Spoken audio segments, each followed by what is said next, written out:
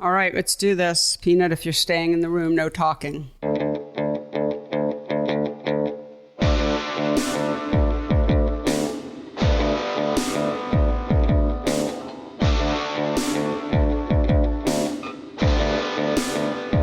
Hello, and welcome to the PhotoWork podcast, the talky and touchy-feely version of my book, PhotoWork, 40 Photographers on Process and Practice.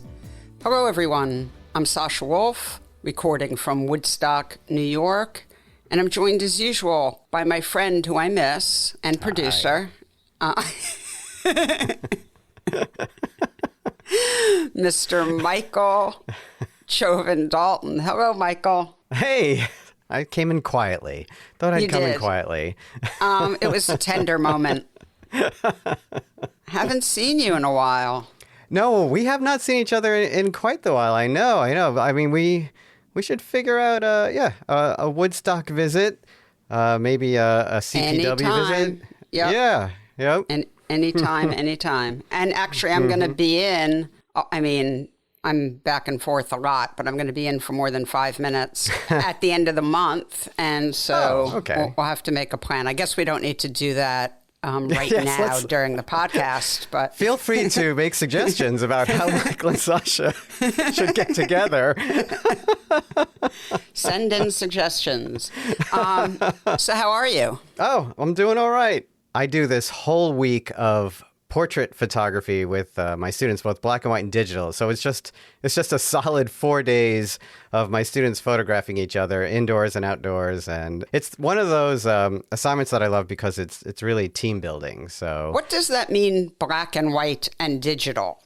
Yeah. Do you mean analog and digital? Or? Exactly. Because it's still called black and white film photography class. Okay. Because I have a lot of non-photo majors, and they used to sign up for the intro to photography, and then of course they didn't know it was film, and then I called it black and white, and they still didn't know it was film, and so I've renamed that class about 4 times in the past 10 years. Okay. So, yeah. I needed some clarity. Yeah. That's true, because we do black and white photography and digital photo too. Of course. Yeah. So. Well, we have a whole bunch of announcements. Don't fast forward, people. That's right. Stay tuned here. And they're not that long. I shouldn't have said it like that. And then we're going to talk about the show, which is an excellent episode. I had Pauline Vermare and Lesley Martin on to talk about a wonderful new photo book, but we'll get to that. But Michael, what notes do you have in front of you? So from our great sponsor, Picture House in the Small Darkroom, they are holding a talk with Matthew Genetempo. That is Saturday, October 26th.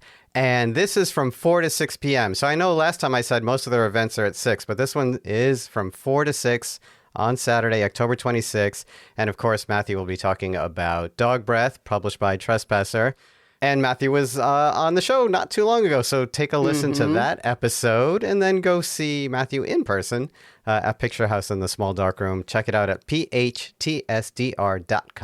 And maybe us in person, because we might be there, which may be when we see each other. Oh, that's right. Maybe we just figured it out. Yeah. That would be actually terrific. That would be wonderful. It's all falling into place. Yeah. Come see all of us at Picture House on Saturday, October 26th. What else? What else you got? And then the PhotoWork Junior Fellowship applications are closing October 15th. And this round, you all are accepting 6 fellows. So you have until October 15th. Yeah. Yes, thank you. From 3 to 6, amazing mentors again. And, just get your applications in. Don't get hung up on things being perfect. I know that can happen. Just get your applications in and we'll take it from there. So we have a great group of jurors as well. So, yeah, very excited about that. Yeah. And what else we got? Anything or the show? No, I think the show is the next thing. Okay. Sorry. I asked Michael, I'm just going to confess, I asked Michael to do all the announcements because I'm very tired. I wish I could say I was out carousing last night, but I'm just tired. I was in the city and I needed to get back to Woodstock early, so I was on the road at 7, so I was up at 5:30, and I was actually up at 5:30 yesterday to get into the city, so I'm just a little sleepy. We'll What can I say? So we had two great guests for this episode. Yep. Lesley Martin and Pauline Vermare. And you will easily be able to tell who is speaking when. Yes. Pauline is French. Yes, has a wonderful French accent. Yeah. And they are going to be talking about I Am So Happy You Are Here, Japanese Women Photographers from the 1950s to Now, published by Aperture. And this is really a fantastic book. I mean, this book is, and you talk about it in the episode, a beautiful balance between academic history, an important part of the history of photography in Japan, but also a photo book, a really wonderful photo book that highlights Japanese women photographers. And keeping that balance is a really fascinating part of this conversation. And of course, it all stems from Lesley and Pauline being interested in how women have been represented in art. And then in particular for this book, how Japanese women photographers were excluded from the history of Japanese photography. The other interesting part of this is Pauline and Lesley's connection to Japanese society, especially Pauline's very personal connection to Japanese society. Yeah, Pauline basically grew up in Japan, and Lesley moved to Japan for a number of years after college and taught English. So this was, a real project born of very strong feelings, very strong connection, a real passion project. I know Lesley very, very well, and she's been working on this for a long time. And so thrilled to see it finally come to fruition. And it's really a beautiful book and has taught me a lot that I didn't know. And so, as I said to both of them during the conversation, I was very appreciative of that. It's a real gift to anyone who's interested in not just the history of photography, but contemporary photography. Right. Yeah, it's really wonderful. So congratulations to both of them. And it's a really fun and interesting conversation about collaboration, about history, about, as you said, this balancing act between needing to do something that, has to fill in this historical void and provide a certain amount of very critical text, but also, a book that's entertaining photo book. There's 25 women highlighted with portfolios and then an additional 80 women in the bibliography, women's work. So it's really quite a treasure. I recommend it to everyone. And a really, I thought, fun anecdote about Lehigh University, which I was not expecting. No, that's an amazing story. That story is really fantastic. Absolutely. Yeah. Well, let's get to it then, Michael. If you don't mind, please take it away. My pleasure. And here's your conversation with Lesley Martin and Pauline Vermare.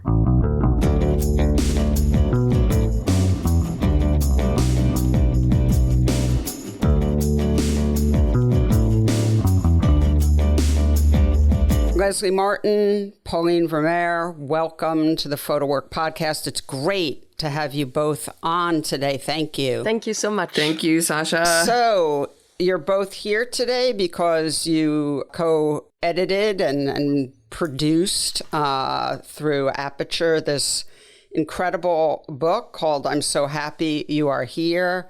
It's an incredibly comprehensive history of Japanese women photographers.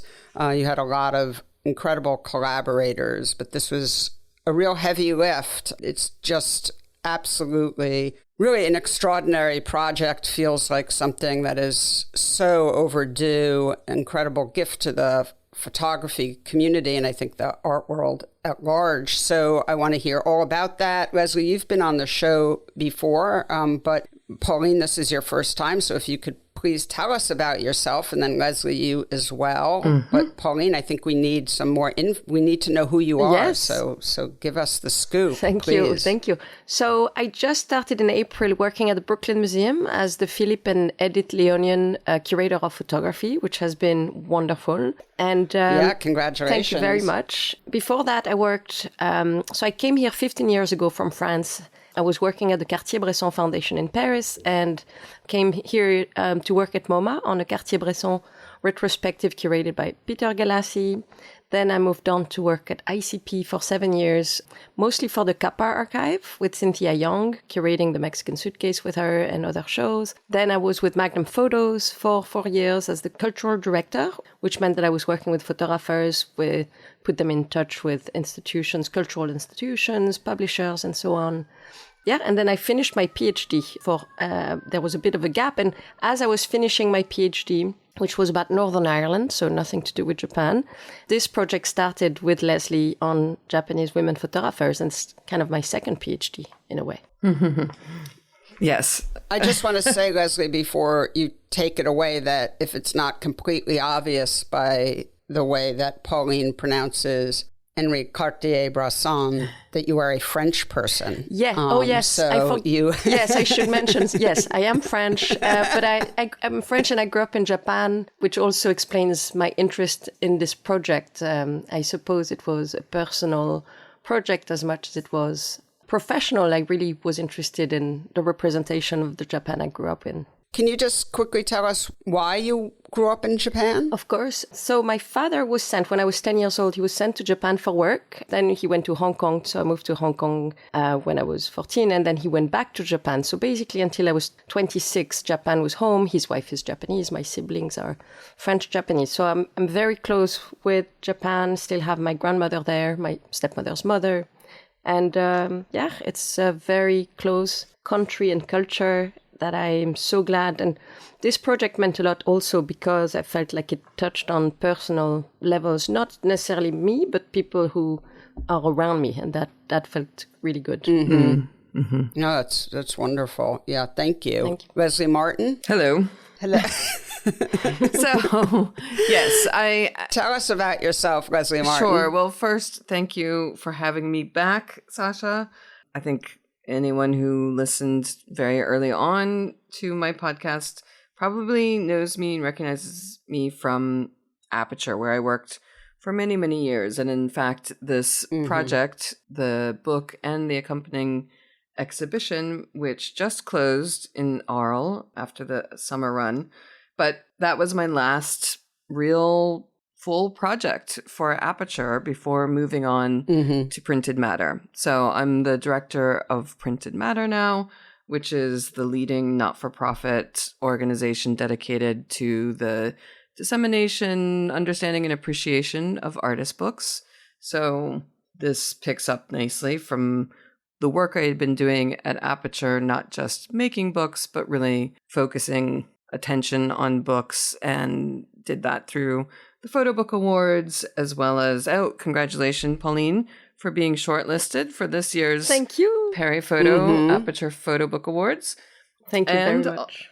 Yes, and also, of course, with the PhotoBook Review. So that's sort of where I'm at right now. I'm very happy to be revisiting this project, which was sort of the culmination also for me of both professional and personal impulses, I would say, and an amazing collaboration all around. Yeah, Lesley, you lived in Japan as well.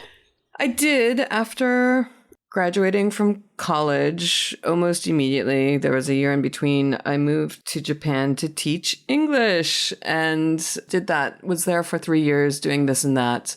And I was full of, college thoughts about semiotics and cultural studies, which is more or less what I did, and thinking a lot about photography, but not knowing very much.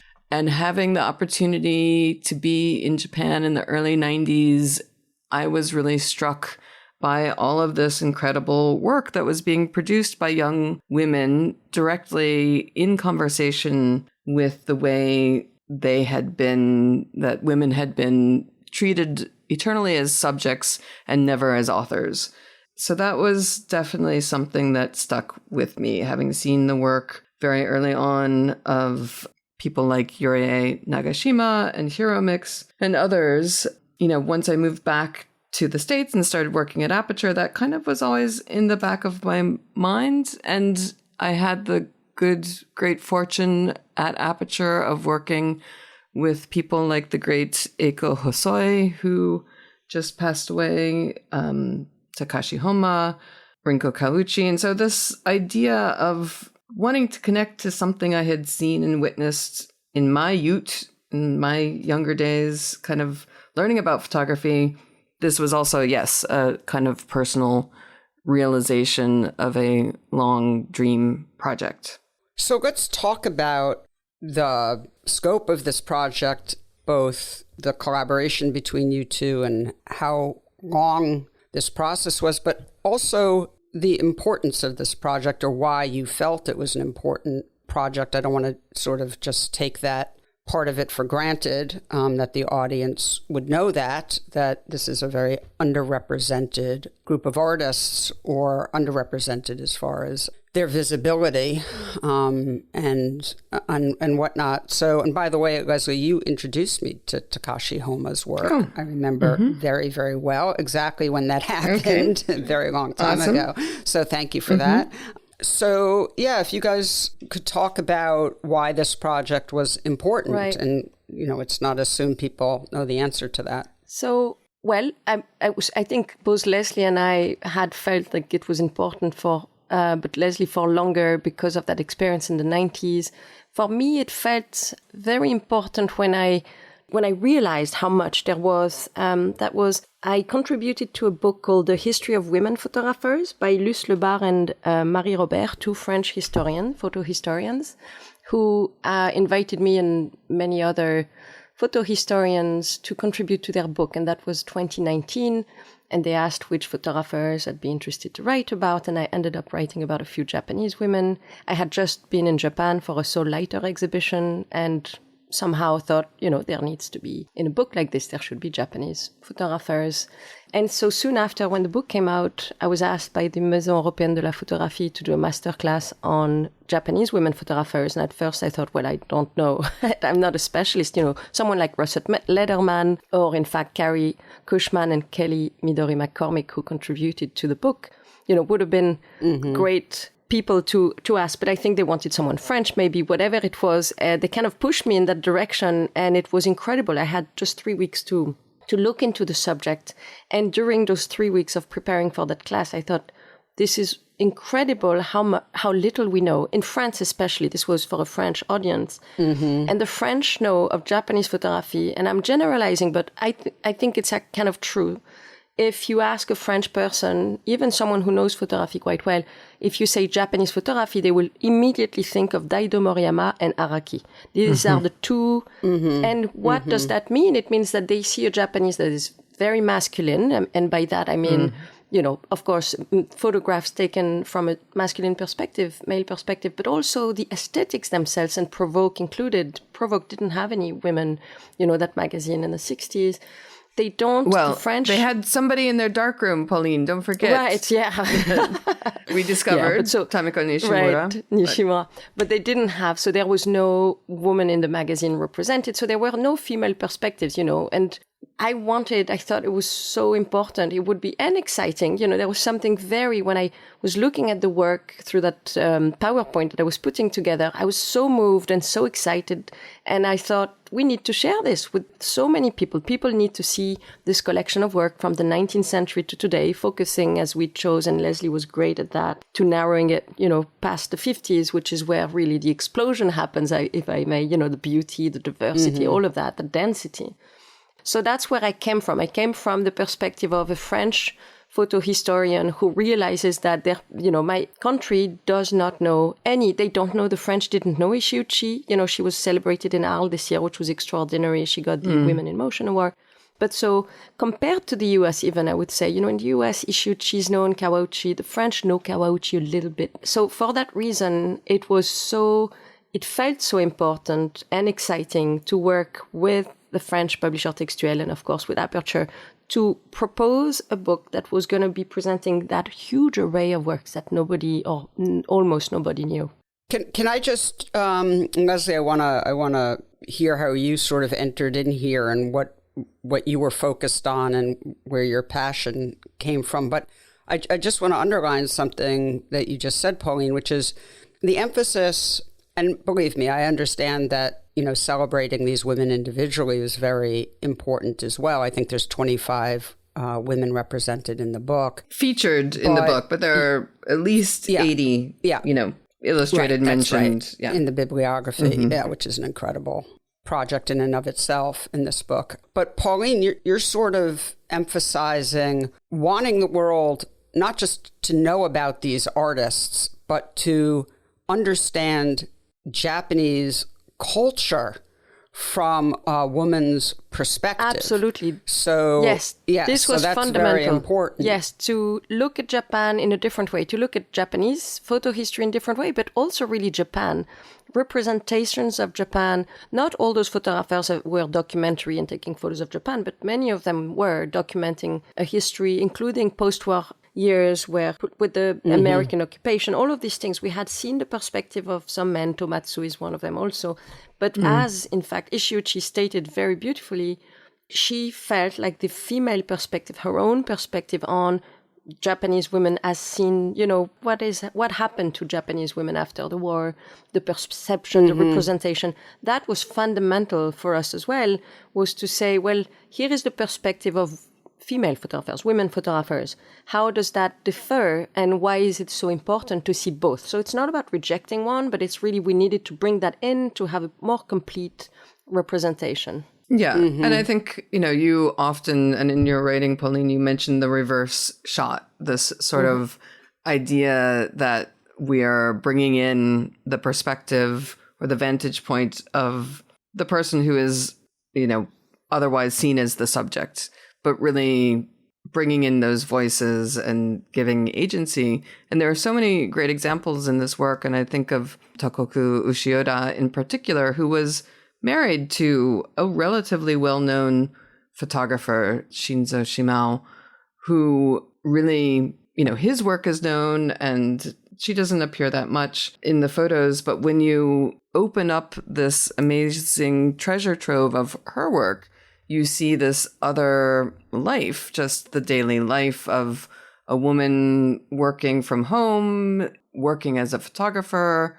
Also, there's just this real additional texture that you gain from seeing somebody who was in actuality by her husband's side the whole time, working as well as creating a family, and has this archive of material that had not really been seen until just recently. Can one of you tell the story of what happened at Lehigh University? Because I think it's a really very telling anecdote about one of the obstacles that was present. And, Pauline, you go ahead. Working on the book. So we were looking for precedents, right? So we are doing a book and a project on Japanese women photographers. It must have been done before.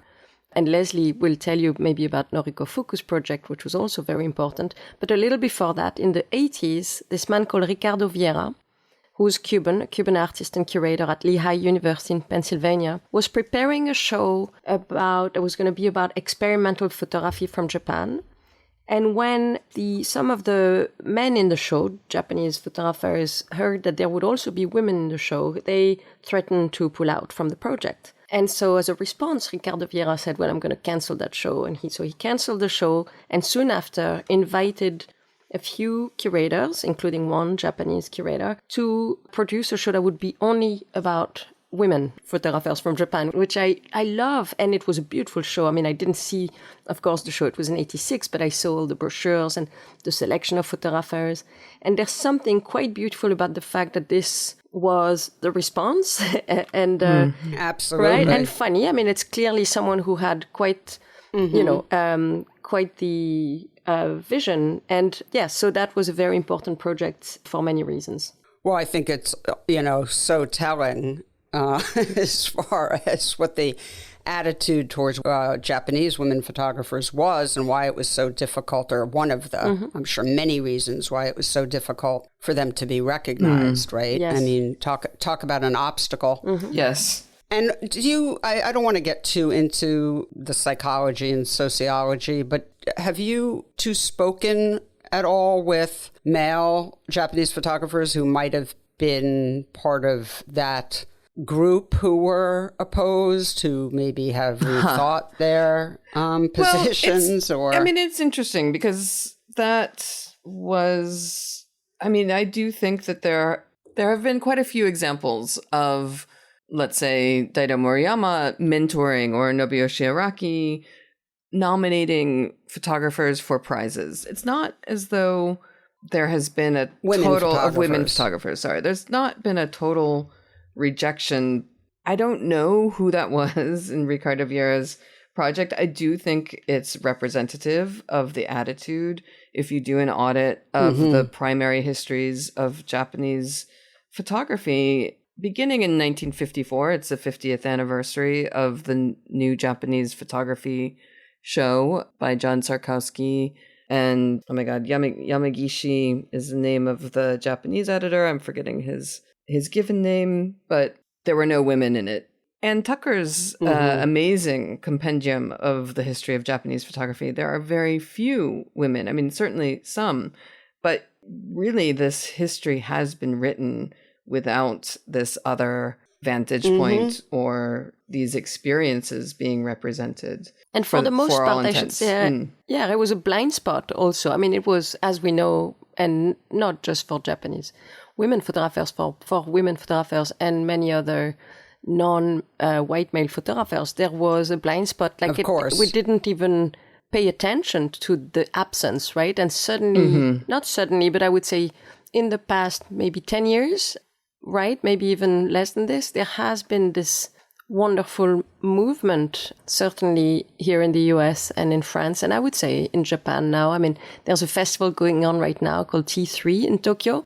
And so the show that Lesley was just talking about, the 1974 show at MoMA that had no women, they're reproducing it. In fact, Mark Feustel, who with Russell Lederman made this beautiful bibliography in the book, he's curating with Masako Sato of Contact in Tokyo the show, but included women who could have been included at the time. So basically women who at the time in 74 had been producing, including Tamiko Nishimura, who we mentioned before, Ishiuchi, of course. So all of these are, it's part of a moment of fixing those gaps, right, in the historiography of Japan. I think in Japan, and as you point out globally, I mean, this is part of a wider movement of the recovery and excavation of histories across, many different positions that were left out of the Western or other canons and are now being re-examined and recast with the people who were there all along, who had been doing this work without recognition, like really, just so committed to their image making that they did it regardless of being widely published, exhibited. And I think that's another undercurrent here that I think is quite moving, is to see the recognition and, the recovery of these amazing bodies of work that haven't received their due. Or at least, sometimes you see that the people, artists like, may have had one or two books here or have been celebrated singularly, but never really as part of a discourse and really as part of the fabric of the history. And I think returning that to these women and all the women we couldn't get to, but, had other contributions to make. And I think it's also why, although we spent a lot of time talking about this title, I'm So Happy You Are Here, was a gesture, a sort of nod to recognition that, oh, you're here, you've been here. This is a celebration of people who have had that resilience and commitment. I mean, Pauline, you brought this name forward from, maybe you could explain a little bit. Yeah, of course. So we were looking, Lesley and I were looking for a title that would not be solely Japanese women photographers, something maybe a little more poetic. And so I was looking through the work of Rinko Kawauchi, her poem, one of the books called The Eye, the Ear, which is poems and photographs. And one of the poems was, so that verse, I'm so happy you're here. It's actually, I'm so glad that you are here, in its original translation. But we felt like the sentiment was exactly what we were feeling, certainly looking at the work, and wanted to convey. There was a joy of being in the same room suddenly and to have this conversation with the work and to open the windows, open the doors and do something like this. Like, it was such an inspiration, and that access was incredibly fulfilling and something to rejoice about. And one thing that I think also was important in terms of that is to connect. So this book, the American book, of course, the Aperture book, is meant for mostly an English-speaking audience and certainly an American audience. The French book that came out at the same time is meant for a French audience, certainly French-speaking. The Japanese book should be coming out soon, hopefully 2025. And what was very important, it felt very important, was to at the same time be very clear that we could not look at the work in an American or in a French way. And that's why it was so important to invite the collaborators in the book, Mariko Takeuchi, Carrie Cushman, Kelly Midori McCormick, and of course the bibliography by Russell Lederman and Mark Feustel, to have all those perspectives on the one subject so that it was not going to be too filtered. I mean, of course, we're all looking at the work through our own, culture and history and personal perspective. But what was so important, and I think to some extent, I mean, it's only the beginning, the book just came out, but in the case, Lesley was talking about Yuri Nagashima earlier, she wrote a book, a manifesto, very important book that was only in Japanese for until now.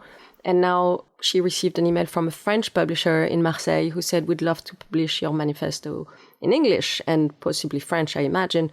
And I think this was the goal of our project, was to create those bridges between cultures who don't necessarily communicate on that level generally, certainly in France and in Japan. There's a shared, the women don't have necessarily a voice, I would say, in the public. It's getting a little better, but it's complicated. And so to create those bridges through the book is something that we really wanted. And I feel like this is something that we're kind of, the message went through. So, go ahead, Lesley. I mean, I was just going to reinforce that point and say that it does feel like the collective energies of this project have really tapped into resources that there's a whole network of people who have been sort of harboring and cultivating and nurturing the works and these artists, but haven't had the platform really to do so. And our hope is that this would provide that foundation and context for a better understanding. So, when you see a body of work pop up at a gallery, it sort of makes sense within a wider story of photography. It doesn't seem so anomalous or just like, out of nowhere. And it's been great to see that collective response and the enthusiasm of people who have these little gems of knowledge and understand like, oh yeah, you can find this work. And did you know about this archive that you can find here? Just connecting all those dots was super gratifying and fun. How do you balance making a book that you want to be really approachable? I assume you want as many people as possible to buy the book or see the book, or certainly engage with it and learn from it and just downright enjoy it. As we said, there's 25 featured artists in it and another 80, more or less, I guess, in the bibliography. So plenty of wonderful imagery, pictures to look at. But there's also quite a bit of text, and it has an academic flavor.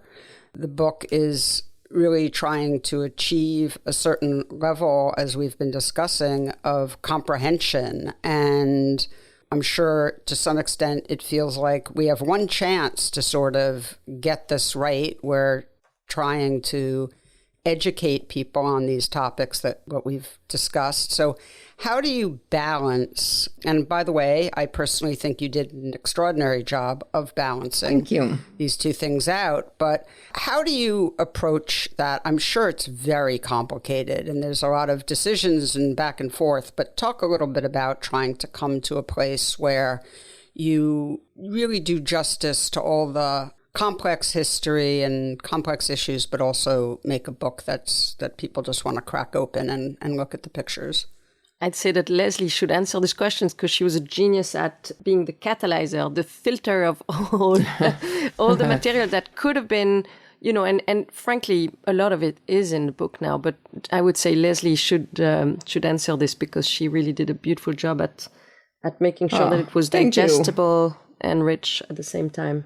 Yeah, I mean, I think this is where I can bring, and hope I did bring, my experience many decades now of bookmaking to bear on what I knew was going to be a very multivalent kind of book with so many new names and ideas and how to organize and make it as accessible as possible.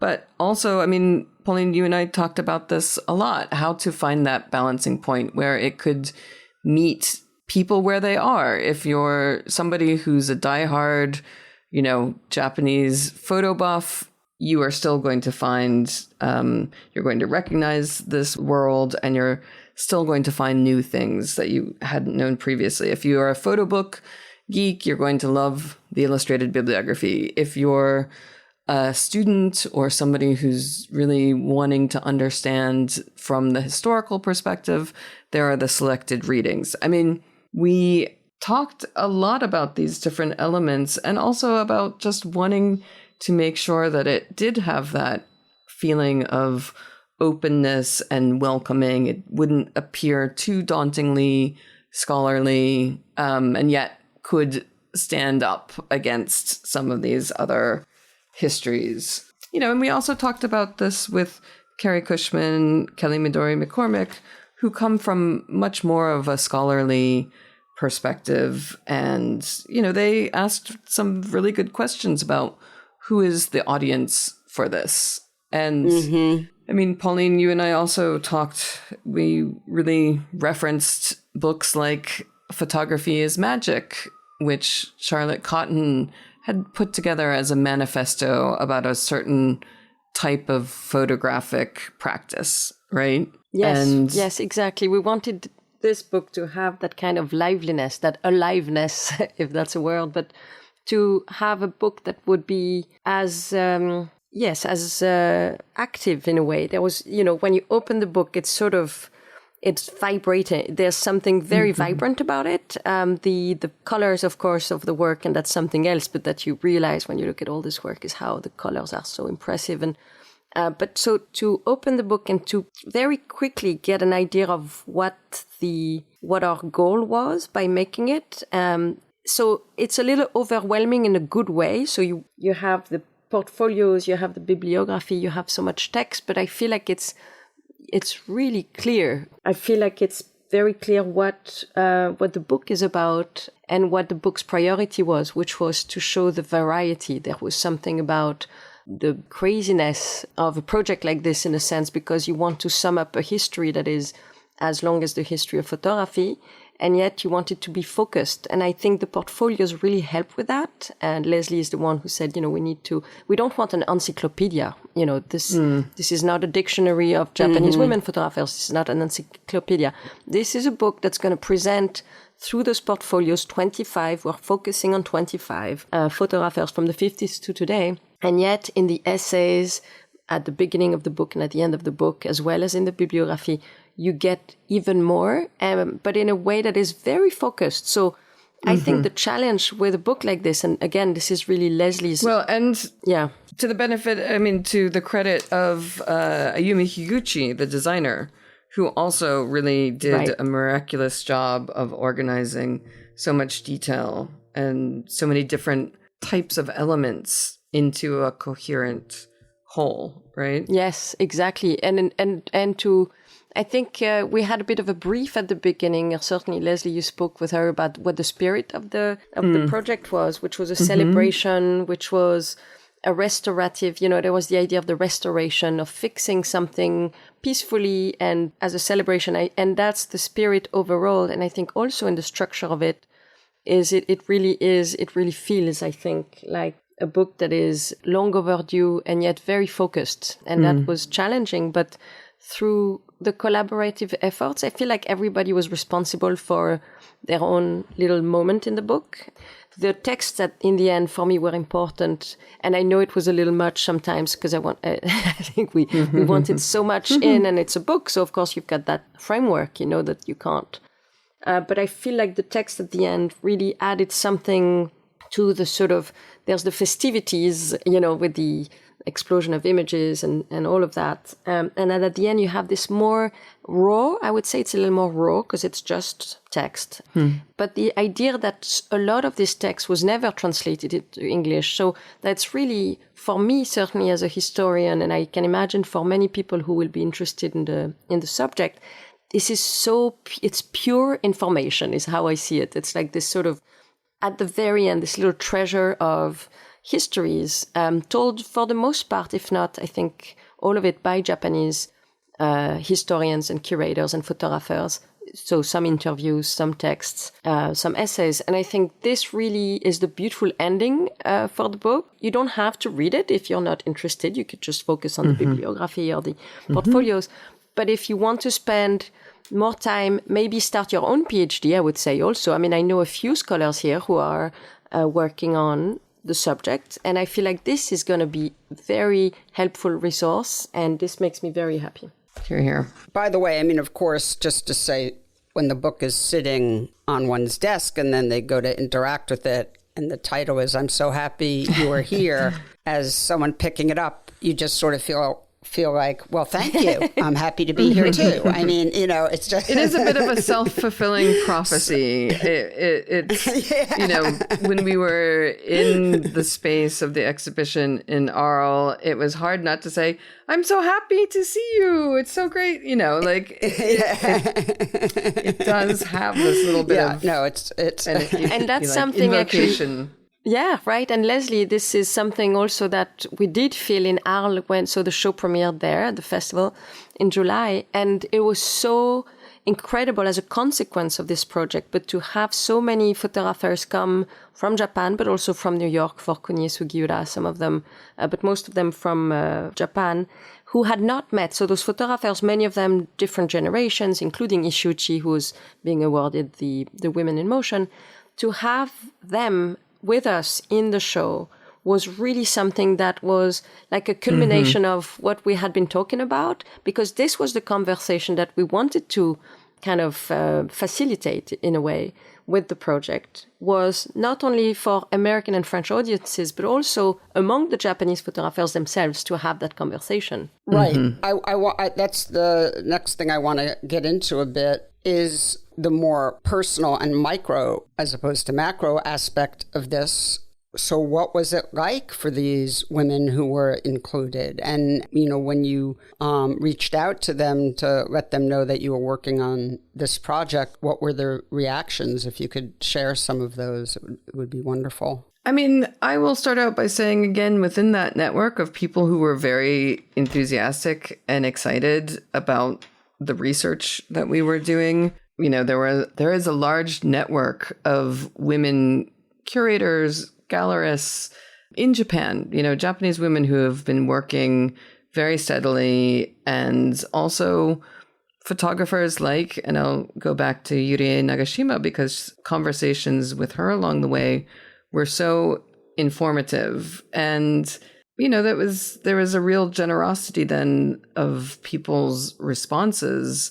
Some this is going to be hard, and these are perspectives that perhaps wouldn't be aired by a Japanese organized project, that maybe sometimes it takes an outsider to provide some perspective. I mean, certainly Robert Frank, The Americans did that, right?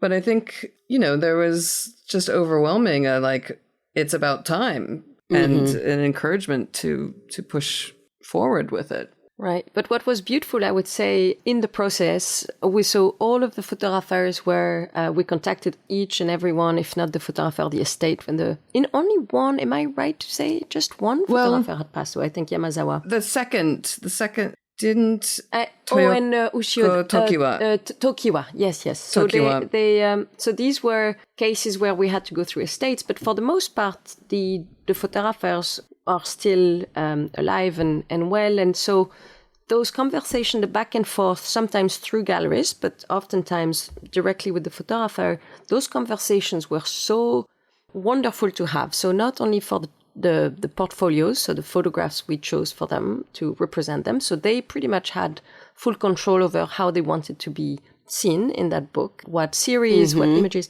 And also there's, for each photographer, as you saw, a biography, a small little presentation of them and a quote. And that also they had full, they could, they told us, we don't like that quote, like to change the biography. So I feel like this was for me also such a learning experience. Literally, I learned so much about the photographers, but also about how do you collaborate. A lot, for many, many years, we have not really done that. I feel like there was a lot of the material that you read is an analysis, distant, cold analysis of the work without a conversation with the artist.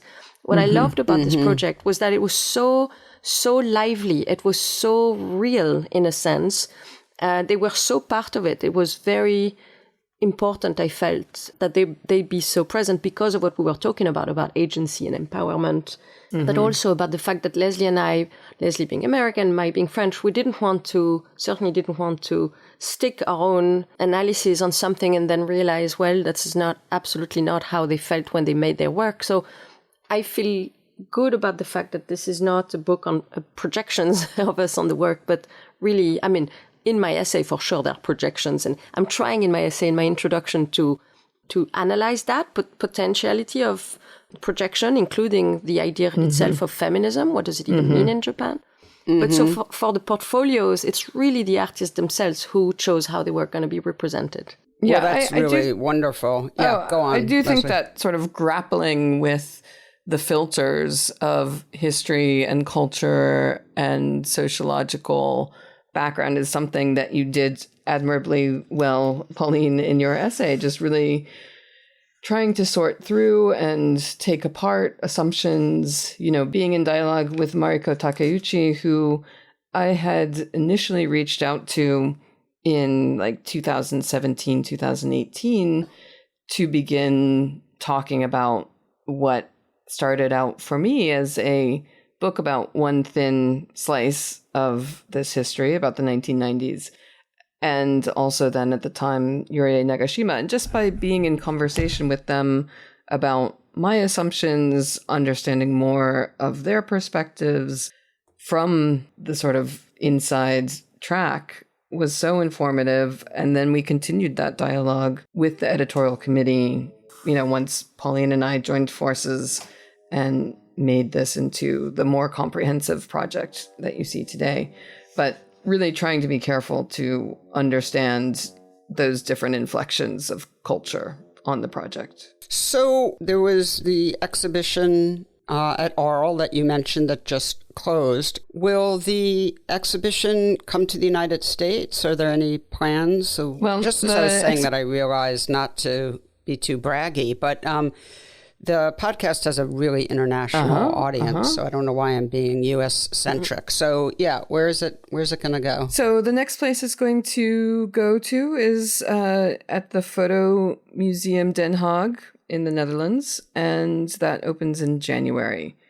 After that, and Pauline, I don't know actually if this has been confirmed or not, the Frankfurt venue. I think it has, but so Aperture is touring the show, and Annette Booth has been incredible in working on this. I believe, yes, that it is going to Germany, and then we're very much hoping that it will come to New York in the fall of 2025, but we can't confirm right now because it's not fully confirmed. But yes, hopefully something will happen in New York. That's wonderful. In the fall of 25.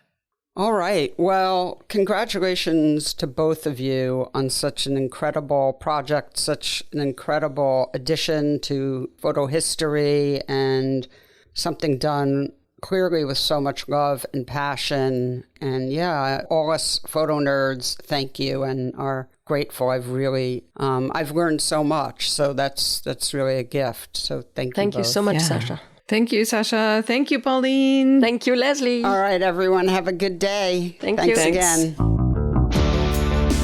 PhotoWork with Sasha Wolf is a production of the PhotoWork Foundation. Executive producer is Sasha Wolf, and the associate producer is Taylor Selsback. The show is also produced and edited by me, Michael Chauvin-Dalton of Real Photo Show. Music is by J. Walter Hawks. If you like the show and wish to find out more about the Foundation, please visit photowork.foundation and be sure to subscribe and review with all the stars on your listening platform.